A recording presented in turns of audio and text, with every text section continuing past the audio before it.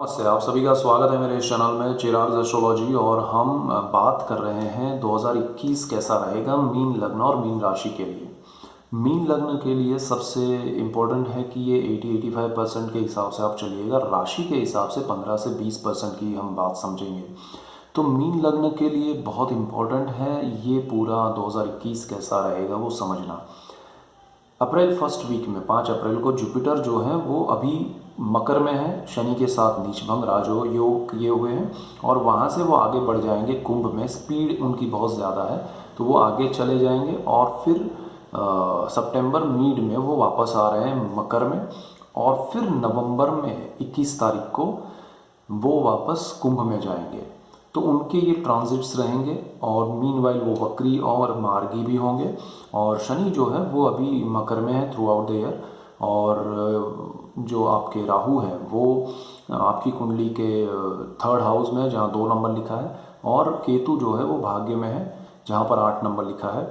और बाकी जो प्लैनेट्स हैं सूर्य और जो हर महीने आपके हर स्थान से परिवर्तन करते हैं तो वो अभी मकर से कुंभ में जाएंगे। फिर उस तरह से पूरे साल में आगे बढ़ते जाएंगे। एक एक महीने के अंतराल में मीड में होंगे। वो ट्रांजिट करते हैं 14, 15, 16 तारीख के आसपास हर महीने की। और उनके बाद जो शुक्र हैं, सूर्य, गुरु, बुध है, मंगल है, ये सारे उसी दिशा में पैरेलल चल रहे हैं। उनकी गति सिमिलर होती है तो वो भी इफ़ेक्ट्स हैं पूरे साल के जो रहेंगे वो आपके 10th house, 11th house, 12th house, first, second, third, उस तरह से उनकी गति रहेगी। तो ज़्यादातर जो इफ़ेक्ट होंगे वो अगर हम बात करें मीन लग्न के लिए तो यहाँ पर सबसे बड़ी बात जो है वो आप नए प्रोजेक्ट्स में, नई चीज़ों में इन्वॉल्व होंगे। आपके लिए नई शुरुआत हो गई होगी। और बहुत से लोगों को देखिए इसमें ये भी है कि बहुत से लोगों के लिए ये गुरु का इफ़ेक्ट, ये राहु केतु के ट्रांजिट के इफ़ेक्ट, शनि के इफ़ेक्ट मिलना शुरू हो गए होंगे। बहुत से लोगों को अब मिल रहे होंगे, बहुत सारे लोगों को मिलेंगे। इसका रीज़न क्या है? क्योंकि आपके पर्सनल चार्ट पे इफ़ेक्ट करता है और डिपेंड करता है कि उसमें आपके पर्सनल चार्ट में ग्रह दशा क्या है, ग्रह कैसे हैं, उनकी स्थिति क्या है, उनकी डिग्री क्या है, उनके नक्षत्र क्या है। तो वो हिसाब से वो आगे बढ़ते हैं और उसके इफ़ेक्ट्स आपको मिलते हैं। किसी मीन लग्न वाले को जल्दी मिलता है, किसी को कम जल्दी मिलता है, किसी को लेट मिलता है, किसी को एंड मोमेंट पे थोड़ा सा इफेक्ट मिल जाता है। तो वो डिपेंड करता है आपके पर्सनल चार्ट पे। अब यहाँ से आपका जो राहु है वो थर्ड हाउस में है कुंडली के गोचर में। तो गोचर के ग्रहों के इफेक्ट से ही हम ये पूरे साल की बात कर रहे हैं।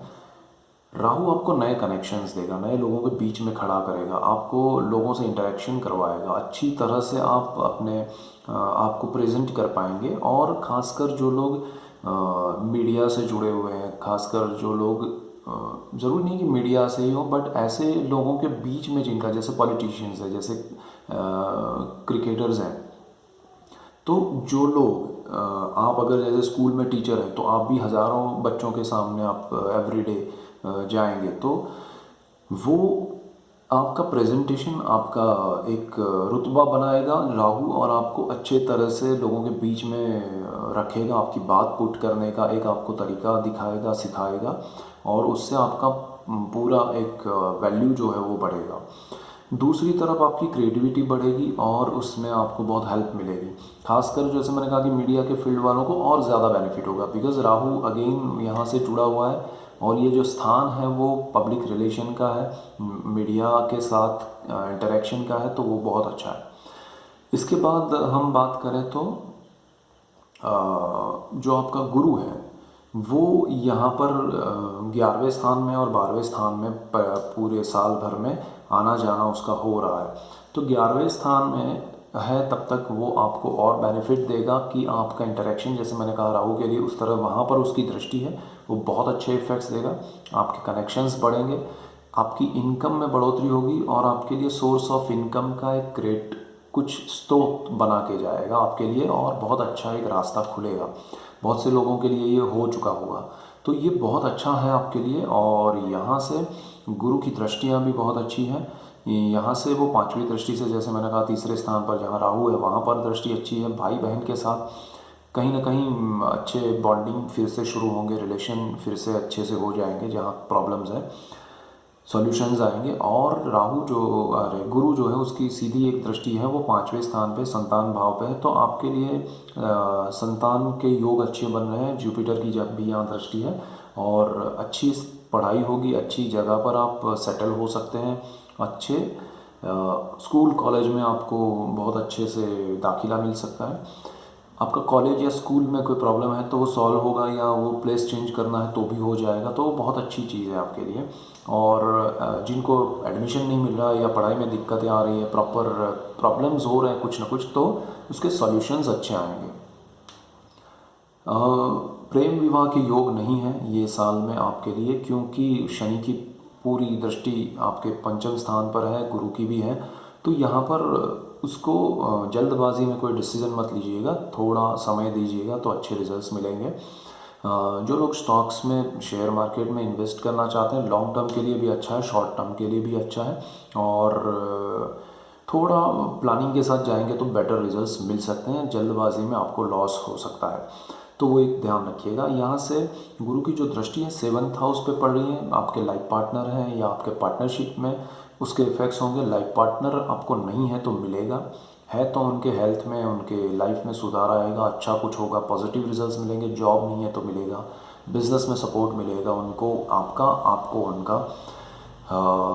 फैमिली का, जैसे मैंने कहा कि 5th हाउस में जुपिटर की दृष्टि और 7th हाउस में फैमिली में वृद्धि कराएगा गुरु, बहुत अच्छे रिलेशन बनेंगे, और शादी सगाई के लिए अच्छा समय है। जिनको अरेंज मैरिज करनी है उनके लिए अच्छा समय है, और पार्टनरशिप में बिज़नेस के लिए बहुत अच्छा समय है, तो आपको वो भी करना चाहिए। और थोड़े क्लैरिटी के साथ, क्योंकि जुपिटर यहाँ पार्टनरशिप देके फिर ट्रांजिट कर रहा है, तो वो भी ध्यान देना है, तो वो एक ध्यान देके आप आगे बढ़े, कोई प्रॉब्लम नहीं है। गुरु जब 12th हाउस में जाएगा तो आपके लिए डेफिनेट जॉब में चेंज आएगा, आपकी रहने की जगह, प्लेस जो है, अप्रैल से सितंबर के बीच में जॉब चेंज होगा, प्लेस चेंज होगा, और आपको प्रॉपर्टी भी मिलेगी। आपके लिए, खुद के लिए कुछ प्रॉपर्टी आप परचेज करेंगे, डेफिनेट करेंगे।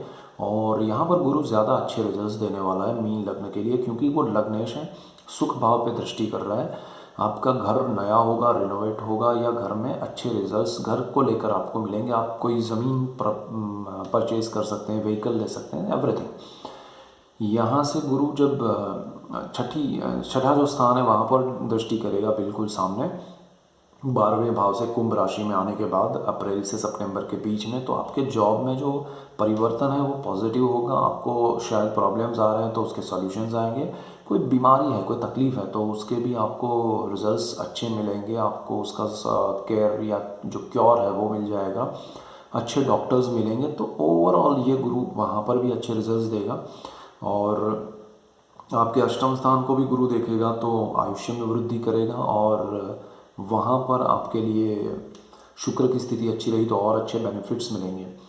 12th हाउस में बैठा हुआ गुरु आपके व्यय भाव में बैठा है, विदेश के भाव में बैठा है, तो यहाँ पर जिनको विदेश जाना है उनको थोड़ा ध्यान देना पड़ेगा। ड्यूरिंग द अप्रैल टू सितंबर आपको डॉक्यूमेंटेशन में क्लैरिटी रखनी पड़ेगी, अपने सारे हिसाब किताब सही रखने पड़ेंगे, अदरवाइज़ वहाँ प्रॉब्लम आ सकती है जाने में भी और वहाँ जाने के बाद भी।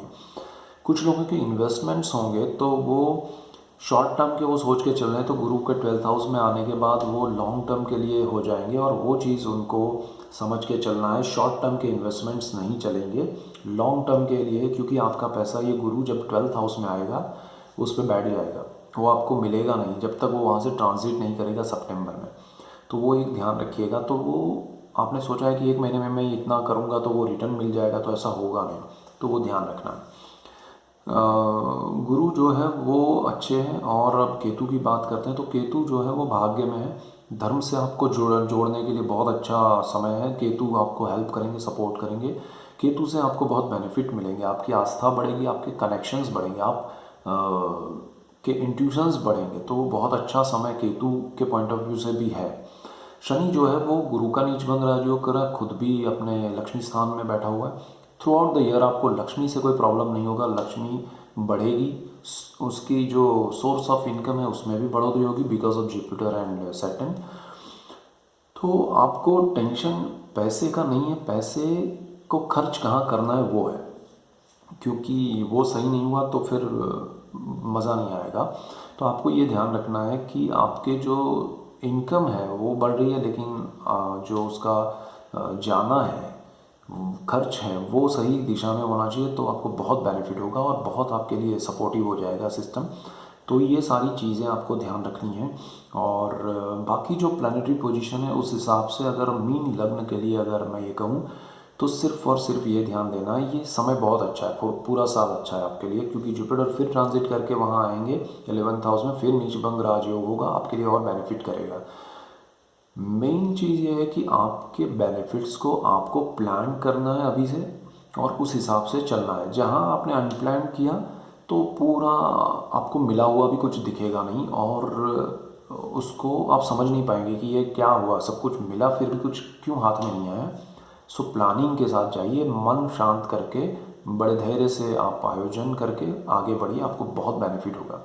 सो that's it for today, keep watching Chirag astrology. Thank you for watching, God bless you and goodbye, thank you.